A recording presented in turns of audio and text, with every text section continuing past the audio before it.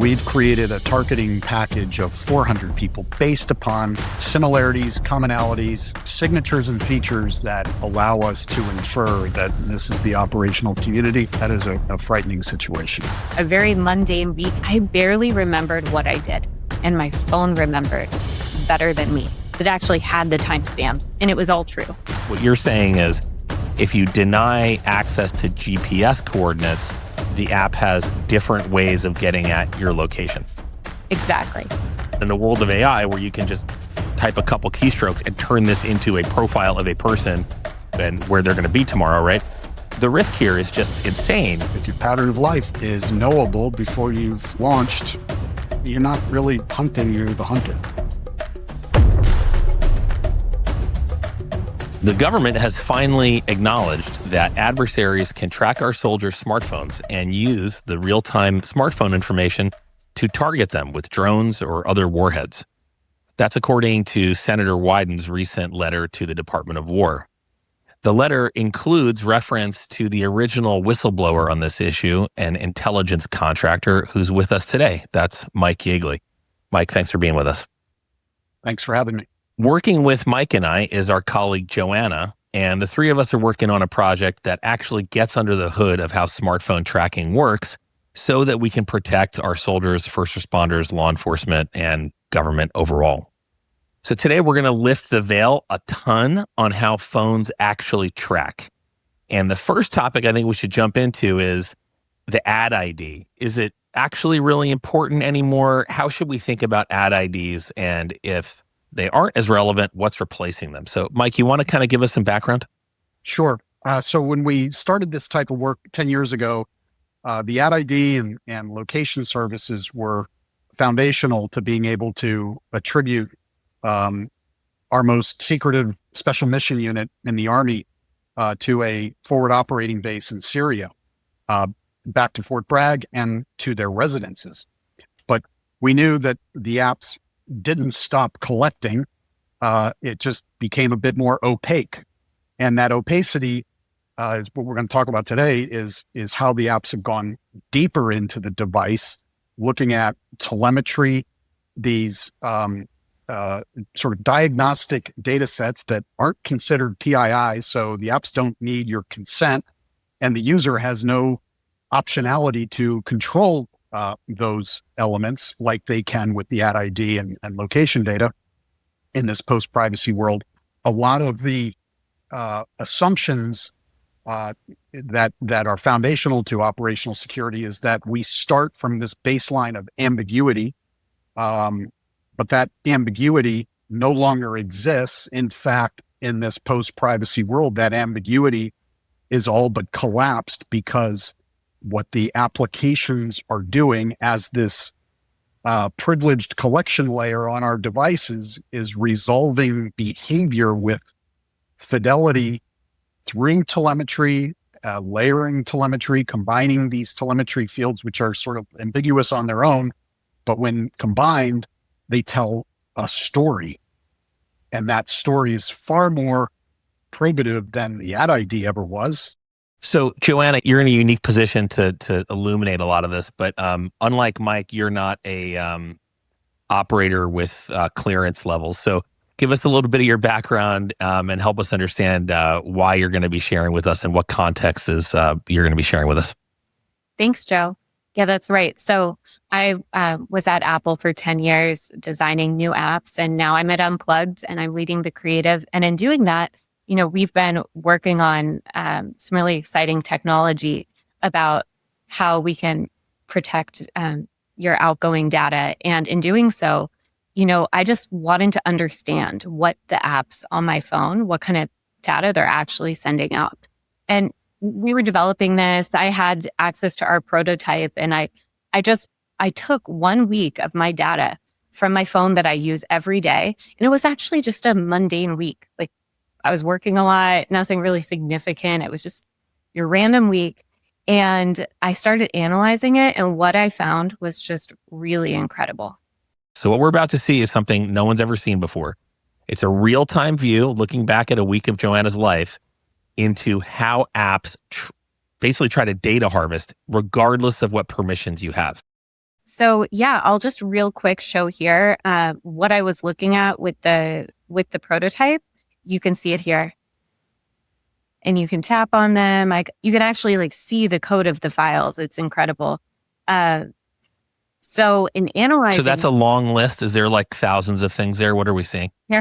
there are thousands of things. That's right. So each of those items is basically a packet of information that an app is trying to export. I mean, what you just saw, the scroll, this is just the last 30 minutes. All of these. Got it. So these are all the packets of information that apps are trying to send off the phone. So what we're about to see is like, if anyone's ever wondered, like, are apps listening to you or how are they tracking you? We're actually going to get very specific here.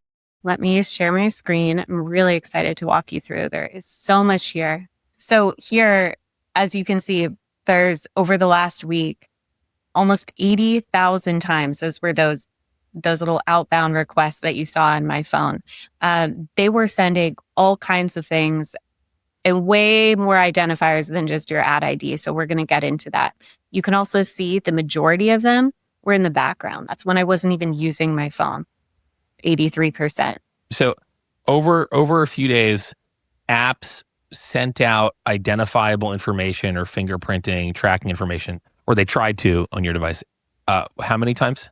78,060. 78,000 times. And 83% of that wasn't when you were using the apps. That's right, Joe. Okay, so when your phone's just sitting there over a week, how many apps on the phone? 54. So 54 apps make 78,000 attempts over a week to share essentially tracking information. That's right. And that's mostly in the background. What does that data consist of? So like when they're sending track, what does that mean? Because again, it's not an ad ID signal in anymore, or usually not. What is it in its stead? It's all kinds of things, and I can't wait to show you. It's a lot of, there's hardware fingerprinting, tons of signals we're going to get into. There's also a lot of telemetry. There's all kinds. I think the most striking one we found, and a big concerning one, is location data. So the way I started actually was, you know, those permissions that you see all the time, they pop up and they go, hey, do you want to share your location? Well, you know, I thought that isn't that controlling my privacy? So I actually went through and documented for each app whether I allowed or denied the permission. So you can see here the green checks are allowed. The red X's are I denied for that app. If you see NR, that just means the app never requested. And as you can see, most of the time I deny the permissions. See all those red X's. We can even see here, like Facebook, I denied every time. And so I thought, you know, I'm almost always denying my location. You can see this column B. I thought this was the extent of what my phone was sending out. But what I uncovered is there's so much more. When you check no for can I get your location, when an app says, can I get your location, what is it actually asking for? It's actually asking for your GPS coordinates for your location. Okay, so GPS coordinates is like a service of the phone, similar to contacts or photo library, that an app can or cannot have access to. But what you're saying is if you deny access to GPS coordinates, the app has different ways of getting at your location. Exactly. We'll go to the next one here. So let's look at those signal identifiers. I grouped these, you can see. So the first signal identifier, we have language and locale. You can see I've got what all of those field names were, what the example value was in the second column. The third column here was all the apps that requested it. And then the fourth is actually showing you the server address that called it. So you can see the app name in there. You can see, oh, this was the app Momondo or Facebook or Duolingo or DoorDash. And so this was a way I was categorizing it. But you know, Joe, one of the ones that really struck me at first was time zone. And I, at first was like, you know, what does that matter? That's just the time, a utility. But what I actually discovered is mine said America Phoenix, which was really striking to me because that's where I live. And I was like, wait a minute. And by the way, I had my VPN on also. Okay. Which we'll get into that. Couldn't believe it said America Phoenix. And So Where is the app discovering that you're in Phoenix? What is the source of that information, especially if your VPN is on hiding your IP address? Yeah, so that's coming from the actual data that the app it's my personal data, it's my time zone setting, but the apps are requesting it. So here you can see Duolingo, Expedia, DoorDash, Figma, Expedia, Microsoft, and they're sending that data out. Is this like the phone, in order to communicate with the cell towers and have, persistence, it has to be in a time zone, and the app is able to, or the app does record that. So That's it's like, if you think your VPN says you're in Brazil, the app is sending through the VPN the fact that you're in Phoenix. Right. You know how when you get on a plane and when you land, your phone just auto updates to the right time zone, right? That's what this field is. Got it. What's actually, and you can actually see though, why it's more precise. Some of these you see UTC, -7, that there's time zone in accordance to like the world clock based on your longitude. But a lot of places actually have time zone, or everywhere is a time zone region, which is more specific. And that's based on how the region observes time. So it actually can get pretty specific. And in my case, mine says America Phoenix, which is where I am. Let's remove the advertiser audience from this data. As an adversary with this type of metadata, a time zone, these are highly valuable signals that on its face seem kind of innocent, but unfortunately, the battle space that we're in right now, these signals are of high risk, and this makes ad IDs and GPS precise location data look like nursery school. So even if all the settings are right, I mean, we're hearing here that like time zone, for example, is just a persistent signal. But then again, Joanna, like your VPN's on, but like VPNs flicker on and off. What happens if, in one of these moments when you change networks and the VPN disconnects for a second? Well, that actually happened to me in my data. I saw that because I logged when the VPN was on and how it flicked off. And there's actually fingerprinting identifiers. A lot of apps, forget ad ID, apps have their own way of identifying you. So let's scroll down here too. Here we go. There's apps give you device IDs, which are your individual device, and then the user ID, which follows you across accounts, family IDs. We'll get into that. But the funny thing is, they have these IDs on you. So even if your VPN, mine was saying Brazil, if it flicks off for a second, it reveals that your IP is actually in Arizona, then goes back to Brazil, it puts it back together. So it doesn't even matter because your account is still tracking where you really are. So that little drop in your VPN is exposing your real location, and the app remembers that. The network behavior, those transitions, those are highly revealing. And just those subtle deviations, those subtle transitions, those are the signals that indicate something has changed. And we think, I'm just reinstating my VPN. Meanwhile, that 5-second interval where you were on a network, you have just revealed your operation. There are so many different ways, and what we have learned and what we're learning more today is just the point made. The location services selector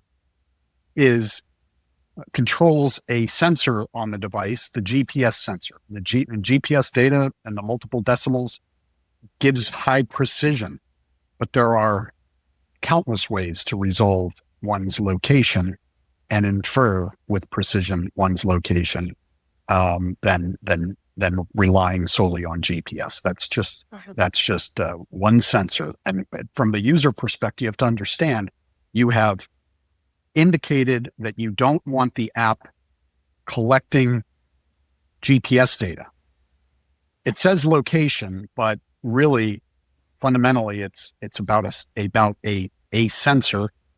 So the app just takes its privileged access and goes about its work figuring out where you are without the GPS. That's exactly right. Yeah. I found, even though, like you saw, I denied my location on almost the majority of my apps, every request that every connection my apps were making was always exposing my IP address, whether it was a VPN or whether the VPN dropped out. And that IP address can map you to your city, where you are. Just to take you into the analytical, the people sitting around looking at this data, Joanna had a reaction to her location being in Phoenix. And she said, that's weird. Well, when we see those types of slight indicators, subtle indicators, it's a similar reaction. That's weird. Let's dig into that. And the narrative unwinds from there because of that one indicator that gave cause to explore deeper. Yeah, they are definitely being tracked more efficiently. Tons of signals. And just like we were talking about, I got them in my spreadsheets too, comparing them, but there's so many signals and they're way beyond your permissions. You can kind of think of it through 3 different lenses. So fingerprinting, which is like who you are, location, where you are, and pattern of life, like what you're doing, what you're into, your routine. Okay, so starting with fingerprinting. So there's tons of signals. I mean, I am happy to keep scrolling on my spreadsheets if you want. And a lot of them, when I first saw them, I thought, why does that matter? Like phone model, OS version, time zone. But as you can see, these unique identifiers, once they're stacked, this is an example of, you can see where 30 million people, you can bring that down to one uniquely identified person. So let's just take a beat on this for a second. So out of the 30 million people in a given time zone, which again, we've identified time zones peeking through, only a certain subset of those are on a certain device model. Only of those device model, a certain amount have a certain memory size. Of those, only a certain amount are on certain security patches. Of those, a subset are at one screen size versus another. Of those, different one subset is going to be at a different battery health level, and on and on and on, right? You end up getting to a very, very small number of a single unique device. Yes. And when we hit that, that 400 range, whatever the combination of telemetry is, that is a targetable number. That is a number where if we've whittled the population of the operational community that we are interested in and that we want to explore more fully, when we've taken that operational community down, let's say it's 10 million people, and we've created a targeting package of 400 people based upon similarities, commonalities, signatures, and features that allow us to infer that this is the operational community. 400 is a frightening situation. Especially in an era when you can use AI tools to manage all the details. Yeah. This is what Joanna is showing is this is the root cause of a problem a decade old. Let's take it one step further. So we looked at how the combination of signals can uniquely identify a person, but apps have their own ways of identifying you. Regardless of ad IDs, apps are giving you their own identifications. And there's tons of them. In my data, I show it across many different apps, the Expedia family, DoorDash, Uber. I found many identifiers, but we're going to look at the meta identifiers here. So here you can see, they give you a number for your device. So that way, even if you reboot or change networks or remember your device, they take it further. They give you a user ID so that even if you get another phone or factory reset your phone, switch devices, they follow your account. Change your email address, they'll just rematch you up. There's enough data points, and that's your user account. Then there's family device IDs, where it goes even further, connecting you across multiple apps like Facebook, Instagram, WhatsApp, the whole Meta family. And these identifiers, they even go into, if we want to go into other apps, like third-party apps, there's attribution identifiers. So even if you don't have regardless of Facebook being installed, these other apps on your phone, like Expedia, Duolingo, they're sending the Facebook identifier. So it's really crazy. This is something when you shared this with me that surprised me a lot. So if I'm in one of these apps and I log out and I think, all right, I want to log back in. I mean, let's say, Mike, I'm one of the people you're working with and I'm like, oh, I have a different identity. Let me log back in. What you're telling me is the app just like calls your bluff and I reconnects you to the same original entity, right? So you become the same advertising target, even if you're signed in under a different username. Yes, exactly. I think this is really, for me, something about this is like the giant reveal right here. Because, Mike, when you talk about like ambiguity as like the need, what I'm hearing here, like I keep having this image of like we're just in parallel realities. Like we're in one reality where we're like human beings walking around. And in another reality, we're basically like a digital center of gravity that an advertiser keeps attributing stuff back to no matter what we do. Right. So it's like, I imagine a reality where like, hey, what do you mean? I'm undercover. I've got a different ID and I'm wearing a mustache and my name's actually Gary, not Frank. But that just does not exist in this realm. Like you're still the same original node, which I think that's important. I don't know, this kind of blows me away. Yeah, it's almost like so if we think about the apps as the collection surface, they're instrumented out of the box to be 2, 3, 5, 15 steps ahead of intent, whether it's, the intent isn't to be invisible. They're ahead of you. If your intent is to go black or, try to project some degree of anonymity, they are pulling across this surface of instrumentation that allows them to resolve you to that original entity. And this is important. Invisibility is the wrong objective. Going black, carrying a device is the wrong objective. And when there are so many fields to get back to that foundational identity substrate, this exceeds cognitive capacity to try to outmaneuver and think ahead and try to toggle your way through this. Mm-hmm. Because the incentives for these apps are to be able to maintain that degree of connection and understanding of who you are. Yeah, that's like the purpose of the app. There's a certain number of accounts that exist, period. And the purpose of these businesses is to increase the value of those accounts. And in order to do that, you need to eliminate duplicates, turn them into human beings, because that's what advertisers are selling to, human beings, not accounts. So yeah, that seems to track. So then we get into location. And just like fingerprinting, like you said, Mike, you can't outmaneuver it. It'll figure it out. I really felt the same specifically about location. So, we went through all my permission settings, but even if you press don't allow, this is just GPS. Like we talked about, that's all the permission is asking for. But as we know, there's other ways to find your location beyond GPS, and an IP address. You can look it up in any IP geolocation website. Here, I put in my own IP, brought me to my city in Phoenix. And every IP address maps to that. And every single app, when it's making a connection to its server, it has an IP address, whether it's your real network IP address or it's going through a VPN, like it's on every single signal that's going through. So, even with location denied, as you can see here, all of mine were sending some kind of IP. And a lot of people know that, and that's why they use a VPN. So here, I was using a VPN. It was going through Brazil. I wish I was there.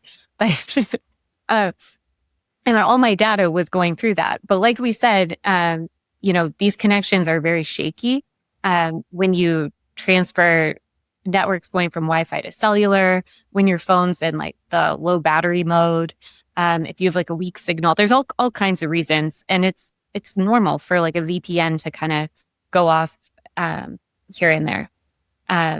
But even with this, with the VPN on, you still think it would be showing a different location.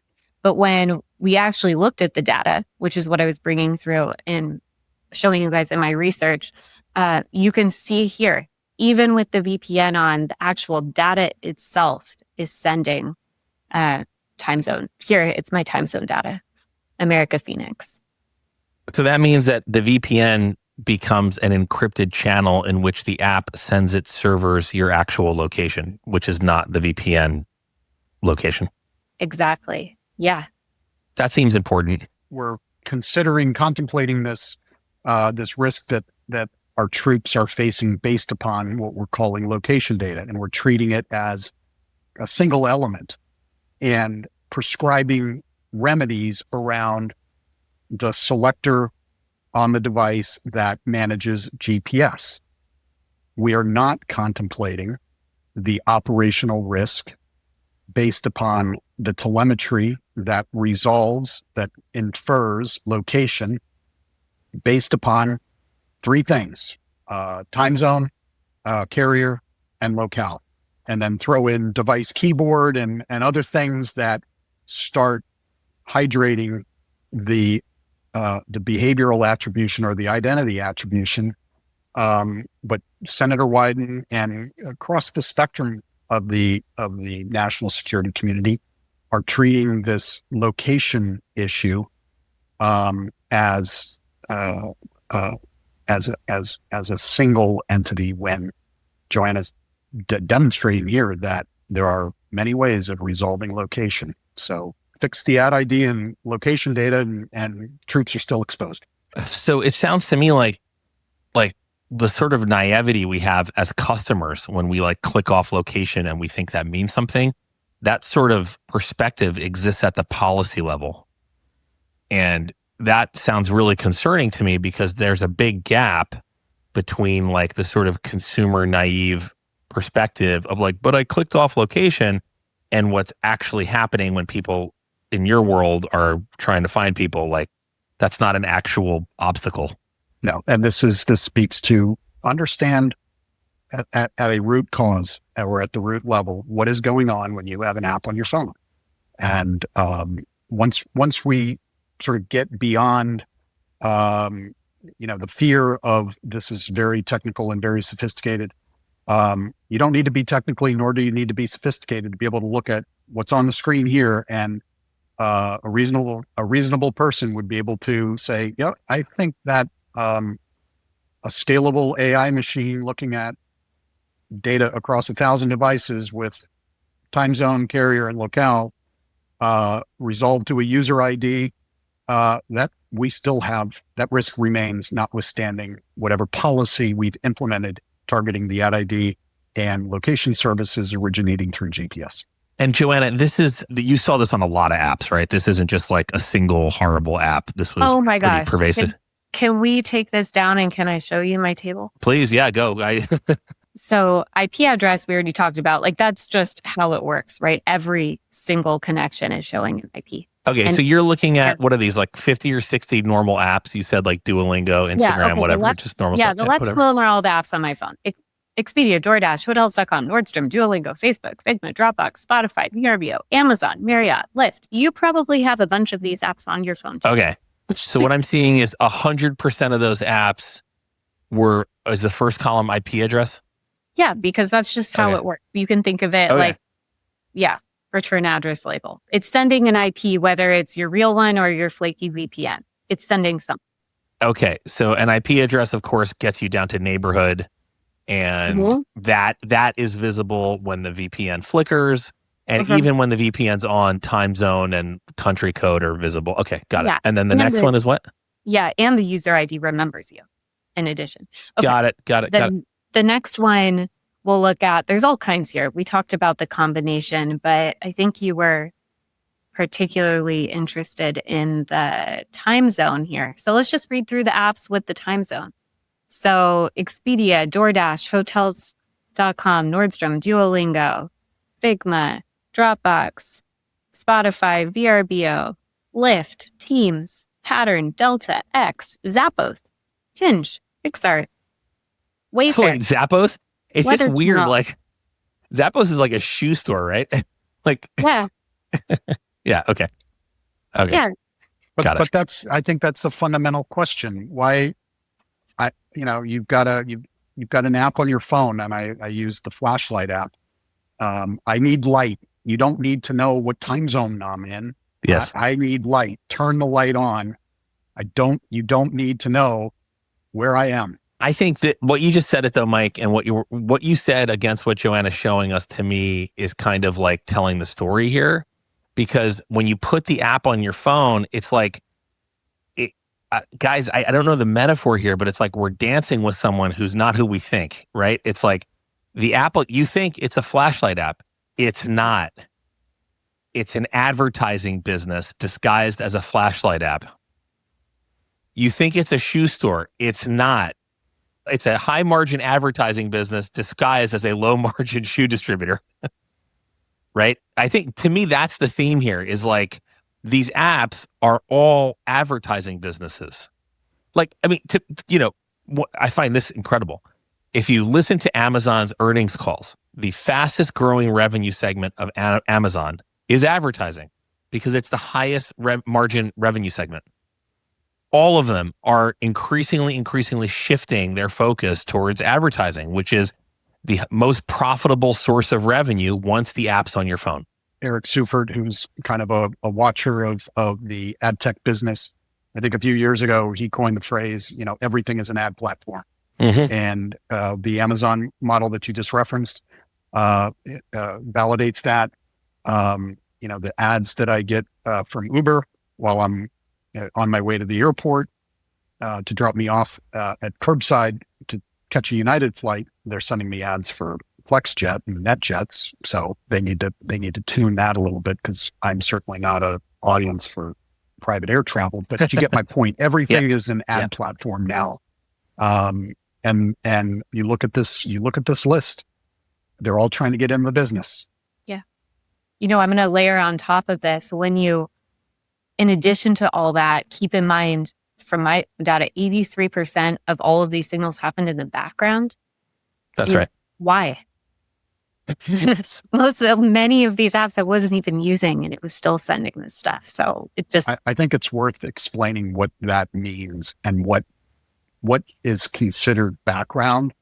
If you have a notification, an app that will notify you about something, that's a runtime situation. That app is basically sending you that little badge that says you have a message, and in that process, they're doing their collection. And here's what's interesting, Mike, is like you're using the notification as an example. In a way, though, at least there's a reason in that case, right? But you're correct. That's it's evidence that Yep. apps are running in the background and the notification is just a hint. So I think this is a big deal, is that Joanna's showing us, 78,000 calls over a week that, by the way, those were calls that were blocked because of this technology we're developing. And 83% of that was in the background. So that means, again, it's not just why does Zappos need to know my zip code? Why does Zappos need to know my zip code when I'm not even using the app? Right? And this to me is like obviously there's money to be made. The way that they're making money is what creates the window. It doesn't create the window for the tracking. It is the tracking. The medium is the message. We're living on apps. The advertising data is usable by our adversaries and bad guys. I was just going to say, imagine if you could seed sensors into the back pockets, the purses, and the cup holder of everybody that has a security clearance. Would you even contemplate that that's doable? You'd say, you're crazy. How are we going to do that? Well, it's done. That's right. That's a very important concept. That's well put. all right, what's next? Pattern of life. So this is a good one. This is juicy. So apps on your phone know also what you do, your routine, everything. So we'll just start with a simple concept of like whether an app is in the foreground or in the background. Perfect segue. We were just talking about this. So, your phone knows when you have an app open or when you don't. And your phone can send this signal too. Apps can call this signal. They do call this signal. I have a bunch of them in my log. But you can imagine when a person goes to sleep, right? There's like a long period of time where there's nothing in the foreground. And then the last event of the day, that's clearly like right before you went to bed, right? So like already you can kind of get this picture of someone's day from just like foreground, background activity usage. That's already just some kind of pattern of a person's life. And then to layer on top of that, some apps call your battery rate. When I saw this in my own data and I saw like a battery percentage, I was just like, why? Like, who is that interesting to? How much battery I have? And I think the answer is advertisers. So you're saying that apps were just ambiently, for no reason, putting together files to send to their servers that included a history of your battery rate? Yes, this is real data. This is Duolingo right here, what you're looking at. This is real. All of these numbers of one day. 7:25 a.m. was my first beacon fire when I had a full battery. Why? Because I woke up. Okay, my phone was on. So wait, these are events of Duolingo sharing your battery level throughout the day? Yes. Okay, hold on. Yes, every point on the screen. That's correct. Trying to make this graph completely. Have you picked Duolingo because it was like exceptionally bad, or is this just like a normal app and it happens to be normal Duolingo? App. There's tons of signals calling from every app can do this. There's tons of signals. I just picked, why I picked Duolingo is because it feels harmless. It's just education. So the same thing that an advertiser wants to know is what an adversary can use, which is, when does this person sleep? When are they probably commuting and looking at the phone? When are they looking at stuff before they go to bed, right? Mm-hmm. And if you look at those like steep declines, that's when I was actively using the phone. I tend to use my phone a lot before I go to bed. You can see that, right? What does that mean? Oh, that's a great time for an advertiser to reach Joanna. Or to send a missile through their window. I mean, you seem like connected. That's right. Or if you look at this so now this is just one day, right? If you have a certain pattern when you use your phone and how you use it and activities you do, you take something over one day and now you multiply it across many days. So you're saying like information density like this is applying not just with every app, but with other sensors and inputs too, right? I mean, yeah. So, okay. There are more sensors and inputs. Let's keep going. So this is one more aspect of pattern of life, completely different though. This isn't battery signal. This is your movement from reconstructed network gaps. So every time you change from Wi-Fi to cellular, maybe you go get in your car, then you drive over to your office or to your friend's house and you connect to Wi-Fi again. Maybe you put your phone in a locker at a gym, then there's really bad service for your phone. All of those changes, what happens is all of your apps kind of pause for a second and then they fire again, like all at the same time. And that little gap is enough to show a signal that like you moved. So what are we looking at here? Like your week? What is this thing on the left? Yes. Okay. So thank you, Joe. We're looking at once again, the same exact data we've been using, a very mundane week in my life where I actually just got the logs from my own data. I barely remembered what I did. Like I worked out, I saw my parents at a restaurant, I walked outside. Saturday night, my phone died. We'll get into that. I was watching a movie. I went to the gym. Very mundane week that I barely remembered and my phone remembered better than me because it actually had the timestamps and it was all true. And this is reconstructed out of files the apps generated or data the apps generated to send themselves to their own servers. Right. Similar to the Duolingo battery thing. Okay. Yeah, it's bursts of apps that'll happen at kind of the same time. They happen because you're changing from Wi-Fi to cellular, back to Wi-Fi. And then we can talk about when my phone died, actually. That was the biggest event of all. Because what happened was there was a long period there was a few hours of no activity. And then all of a sudden, all of them burst again. And so I actually forgot this happened. I left my phone in the other room watching a movie. And it was true. And it was like, hey, did something happen here at this period? I'm like, yeah, that was when my phone died. And to me, that was so ironic. And also the implications of that, I took very seriously, right? Because I would think when my phone is off, that would be, quiet time for my data. But actually, it's the total opposite of that. It's the biggest signal of all is when your phone goes offline. And yeah. This seems pretty relevant in your world, Mike, because, I think a lot of us tend to think like, let me turn my phone off or put it in a Faraday bag to hide. But it sounds like that's actually a greater marker than it is a way to hide. Absence is conspicuous against a population that never goes absent. And that's the bottom line. We talk about things that we can do from a countermeasure perspective. Power down your phone, go into airplane mode, put your phone in a Faraday bag. All of those things against a population that does none of those things is conspicuous and a challenge. That's wild. So we're looking at here is a reconstruction of your week through the perspective of the apps on your phone. I can't believe I'm saying that. So like the apps on your phone have a record of where you were throughout the week. Yeah. I mean, this is in particular the timestamps from movement from one network to another. But think about it. You combine that with location. You cross-reference this with some of all the other signals we've been talking about, and the picture really gets clear. I think an important thing too here is this is one of the key signals that perforates through a VPN, right? So switching from home Wi-Fi to cell signal, those network changes are recorded by the app. And again, they send that information through the VPN's tunnel. Yeah. Wild. Okay. Yeah.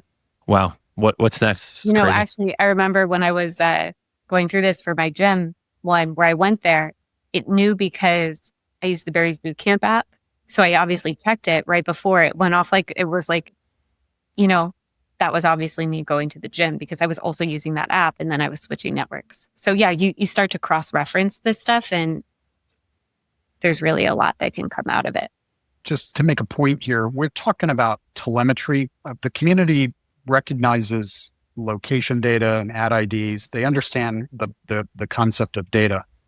But when we move from, stable identifiers to, this thing called telemetry, which is recording every movement for the purposes of, we collect a lot of telemetry on machinery. We are very familiar in the community with vehicle telematics and how a vehicle is constantly timestamping every condition associated with that vehicle, primarily for vehicle diagnostics and service and maintenance, but also for the purposes of accident reconstruction, to be able to understand what the settings were, what the conditions were of that vehicle at the time at a millisecond. Well, we're dealing with telematics on our devices, and that resolves into a much more finite picture than one or two identifiers or device fields. This concept of telemetry changes the game, and the apps figured that out when they didn't want to have the same fate as Meta did when they realized that cat videos don't sell sneakers.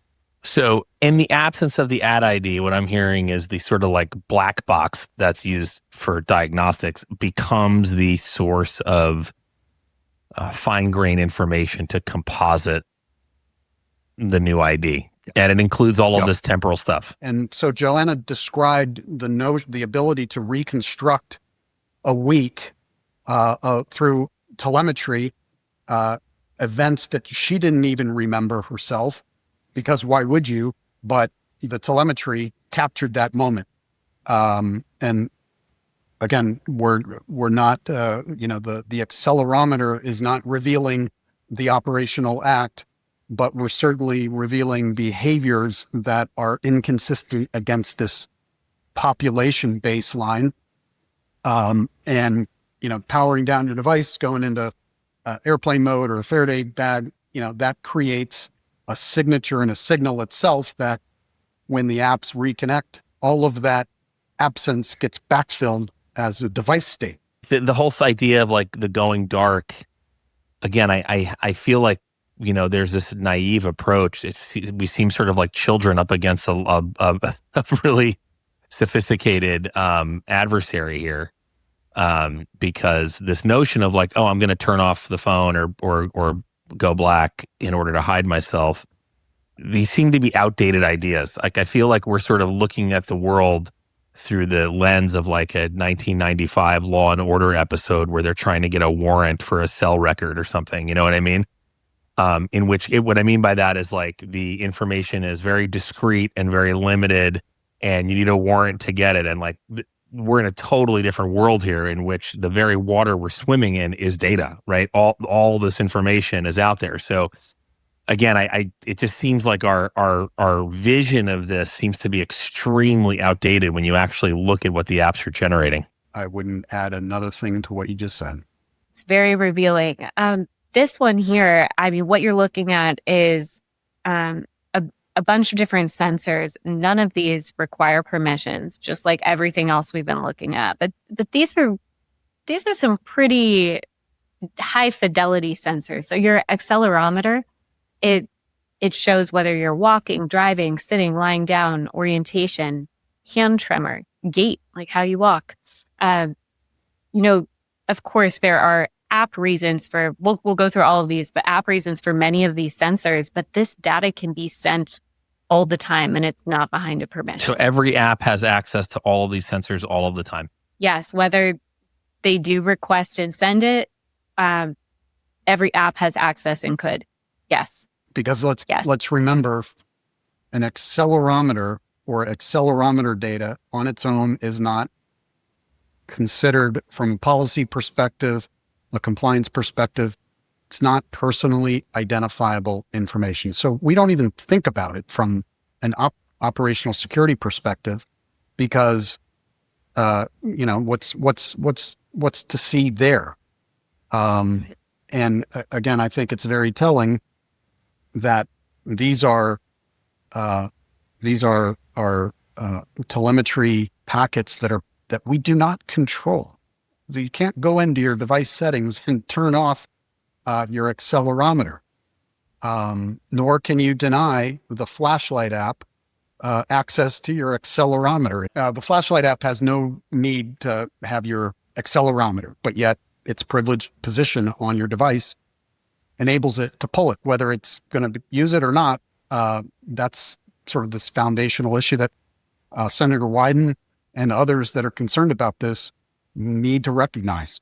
So I can read through what a few of these mean. So yeah, accelerometer, like we've been talking about, that's how your device is moving. Gyroscope is your rotation. So whether you're rotating it portrait, landscape, or how you're moving it, for a lot of VR apps. Barometer is pressure, but that can actually show how high you are. Obviously, it could be used for like a hiking app or elevation, but my Lyft app was calling it. And I looked into how detailed it is. Like, imagine you're in a tall building, that would tell you what floor you're on. That's the level of detail it gives. And any app could just call this and send it completely unnecessarily. Magnometer, that's compass heading, direction you're faced.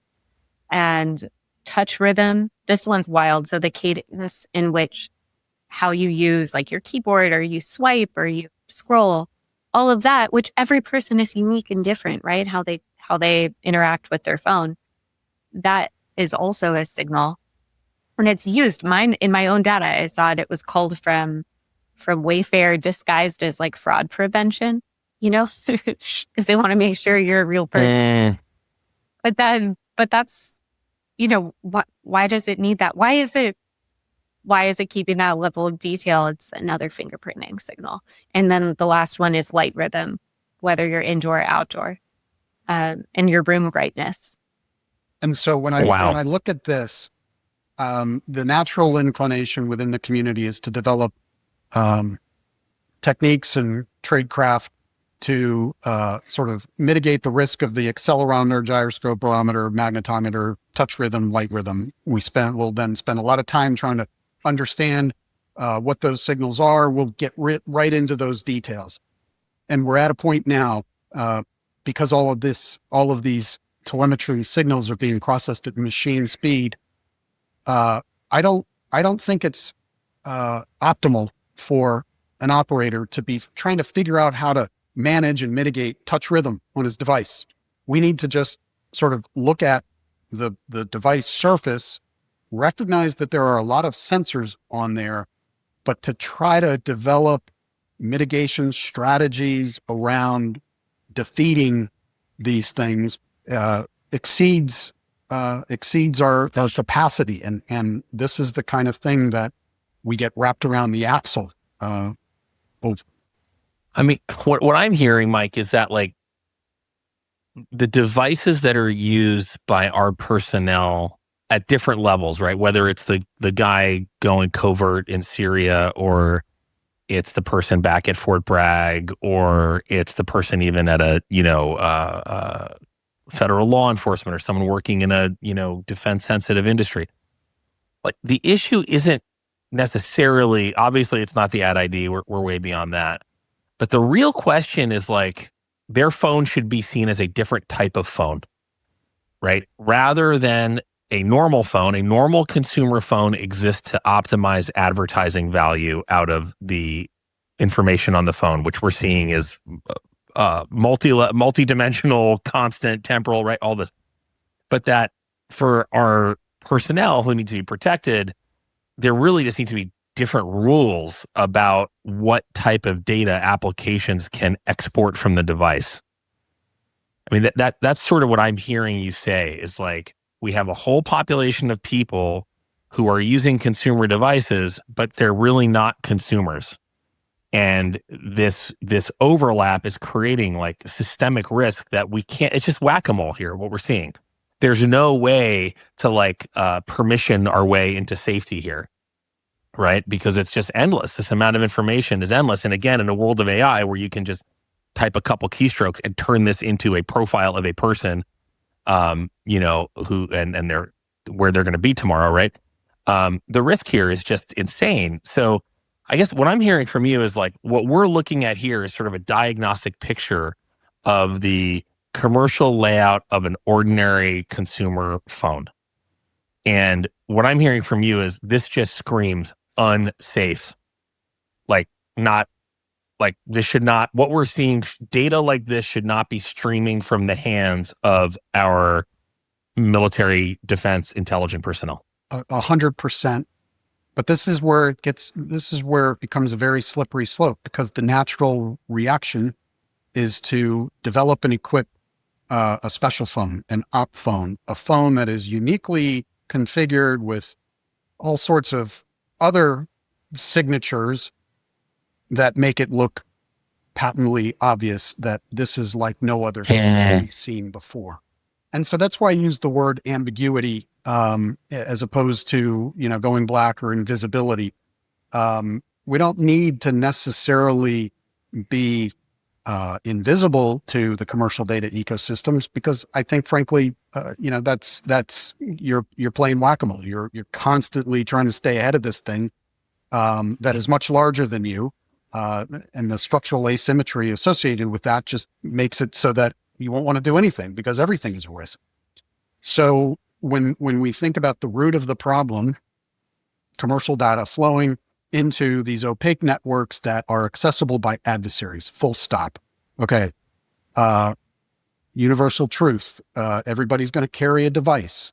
That's just the way the world works. In fact, in many cities, you can't navigate. You can't function without electronics because of electronic currency and accessing public transportation. So how do we